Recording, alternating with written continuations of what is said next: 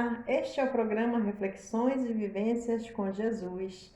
Sejam bem-vindos a essa viagem pelo Novo Testamento, essa boa nova que nos traz sempre um caminho novo para uma nova vida.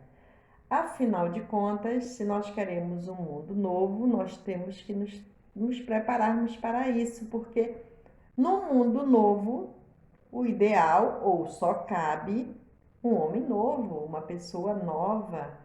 E ser novo é fazer algo diferente, é sair dos hábitos repetitivos, de situações negativas que geram tantos desajustes sociais nas nossas vidas pessoais, de relações.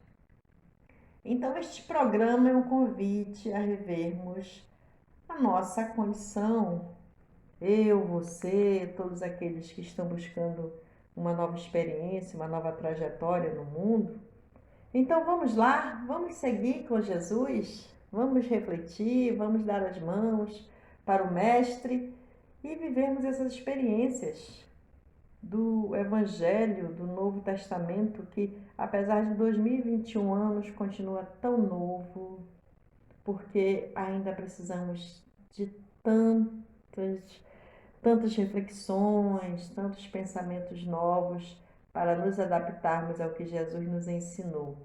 Mas hoje nós vamos falar da parábola do trigo e do joio, uma parábola repleta de simbologias da natureza. Jesus sempre nos remete a entendermos essa natureza humana diante da natureza que está à nossa volta, as plantas, as sementes, os animais. E aqui nós vamos ter o reino de Deus semelhante a um homem que semeou a boa semente no seu campo.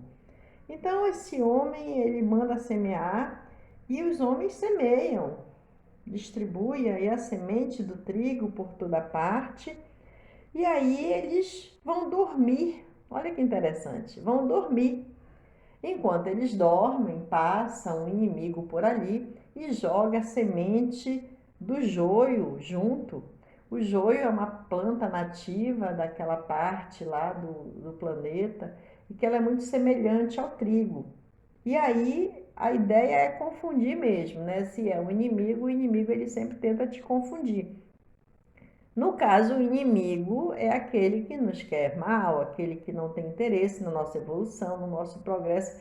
Se nós formos ver, é o mundo em geral, né? Nós vivemos num sistema aí que só nos empurra para o materialismo, para o descaso da nossa realidade espiritual. Mas vamos lá, vamos voltar aqui para a parábola. Então, eles dormiram e veio esse inimigo e semeou o joio no meio. Quando eles foram ver que estava nascendo o trigo, eles viram que começou a nascer o joio, então eles questionaram o dono da terra, disseram: Senhor, não semeaste boa semente no teu campo? Ou seja, eles questionaram o Senhor se aquela semente que ele tinha dado para eles semearem não era boa. Então, por que estava nascendo o joio junto com o trigo? E aí ele diz: olha, o dono, né, das terras era muito sábio, ele disse: ó, vocês dormiram e veio um inimigo e jogou a semente do joio junto. Simples assim. Estavam distraídos, nessa distração aconteceu. E aí eles perguntam: então nós podemos agora arrancar o joio e jogar fora e deixar o trigo? E ele diz: não, vamos deixar os dois crescerem igualmente juntos. E quando crescerem, aí arranca os dois juntos e depois separa, queima o joio e traz o trigo para o celeiro. Quanta sabedoria, não é? Porque se ele, como é semelhante às plantas, né? O joio ele é muito similar ao trigo. Se ele fosse arrancar eles ainda pequeno, ele poderia estar arrancando o trigo junto. Então, deixa crescer. E assim é o nosso mundo, porque Jesus começa dizendo que o reino dos céus é semelhante a um homem que semeou a boa semente no campo. Então, o reino dos céus é sempre aquilo que está no coração do homem, é sempre a nossa condição íntima. Portanto, toda a mensagem de Jesus, ela nos remete àquilo que nós precisamos melhorar, é um acordar, é um convite ao despertar do homem no mundo, de nós, seres humanos, né? Almas encarnadas neste planeta. E o que será que essa parábola quer dizer para nós? O que nós temos semeado? Bom, o semeador, como ele diz, é Deus. Mandou boas sementes. Nós fomos criados simples e ignorantes. E todo o bem foi colocado dentro de nós. Nós temos a essência de Deus, nós temos a inteligência como atributo principal do espírito, nós temos o instinto, mas o instinto da sobrevivência que mantém o ser humano na Terra, o instinto de querer ser melhor, que nos faz evoluir. Bom, aqui nós vamos analisar tudo que Deus colocou dentro do ser humano. Falamos dentro porque é interno, do espírito. Tudo que está no espírito é bom, é boa semente. No entanto, quando chegamos aqui, nós dormimos para a realidade espiritual, dormimos para Deus, dormimos para o ensinamento de Jesus. E aí vem as coisas negativas, as coisas ruins, e acabamos deixando ser contaminado pelos vícios. Eu gosto de lembrar de Joana de Ângeles. Ela diz que todos nós temos hábitos. Todos. Joana de Ângeles é a mentora espiritual do Divaldo Franco. Uns hábitos são bons, outros hábitos ruins, mas todos temos hábitos. Quais são os seus? Que tipo de hábitos você cultiva? Então vamos pensar no hábito como o joio e o trigo? Então nós temos o hábito bom, que é o trigo. Nós temos aí vem o hábito ruim, que é o joio. O hábito bom são aquele que deriva a sua origem e vem de Deus. O hábito ruim é aqueles que nós adquirimos mergulhados nessas distrações do mundo. Viu que ele fala que dormiram, que não viram que o inimigo jogou. Então nós nos distraímos muito pelos prazeres sensoriais, pela experiência de querer viver o ego, né? A própria experiência do ego, essa força poderosa dentro de nós que na verdade deveria ser apenas algo para nos mantermos nessa estrutura social do mundo, acaba dominando a nossa experiência, a nossa vida. Mas isso é toda uma estrutura de terapêutica, de entender as questões do ego, das máscaras, mas tem muito a ver com a parábola do trigo e do joio. E o que seria bom nós fazermos aqui? Refletirmos essa questão enquanto nós dormimos. Quando nós dormimos, nos distraímos para a realidade da vida, para a finalidade da encarnação. Quantas vezes nós temos necessidade de acordar e quando vemos instalar os hábitos ruins, e aí nós vamos procurar um recurso, buscar tratamento, fazer uma terapia, fazer um estudo, nos vincularmos a algo que nos torne mais espiritualizados.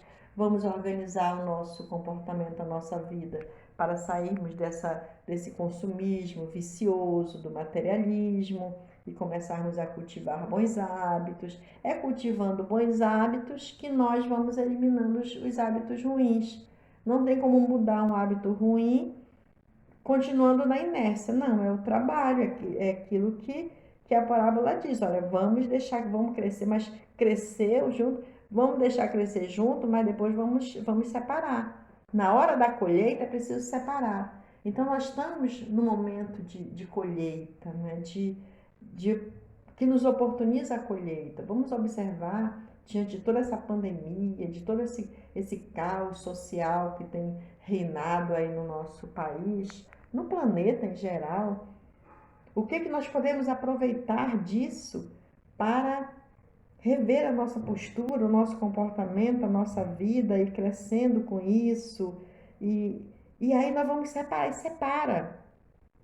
Faz a colheita, vê o que não é bom, tira o joio, separa, mas precisa separar, não adianta misturar. Quando é que nós misturamos? Aí eu vou dar uma dica para você. Sabe quando nós misturamos? Quando nós justificamos. Observe nas justificativas.